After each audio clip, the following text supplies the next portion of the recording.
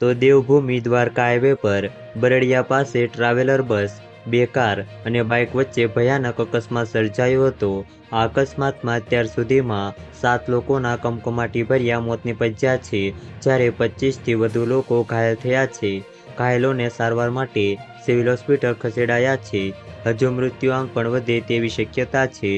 બીજી તરફ આ બનાવની જાણ થતાં પોલીસ અને ફાયર વિભાગની ટીમ પણ ઘટના સ્થળે પહોંચી ગઈ છે। આ ઘટનાની મળતી માહિતી પ્રમાણે દ્વારકા હાઈવે પર બરડિયા નજીક ગમખ્વાર અકસ્માત સર્જાયો છે, જેમાં 7 લોકોના મોત થયા હોવાના સમાચાર મળી રહ્યા છે। આ ઘટનામાં જો મૃત્યુઆંક વધે તેવી શક્યતા છે। ઘટનાની જાણ થતાં રાજ્યમંત્રી મુળુભાઈ બેરા, સાંસદ પૂનમબેન માડમ પણ ઘટના સ્થળે પહોંચ્યા હતા। ધારાસભ્ય પબુભા માણેક પણ ઘટના સ્થળ પર પહોંચ્યા છે। તો વધુ માહિતી મેળવવા માટે ચેનલ સાથે જોડાયેલા રહો। વિડીયો પસંદ આવે તો વિડીયોને લાઈક કરી દેજો। ચેનલમાં નવા છો તો ચેનલને સબસ્ક્રાઈબ કરી દેજો।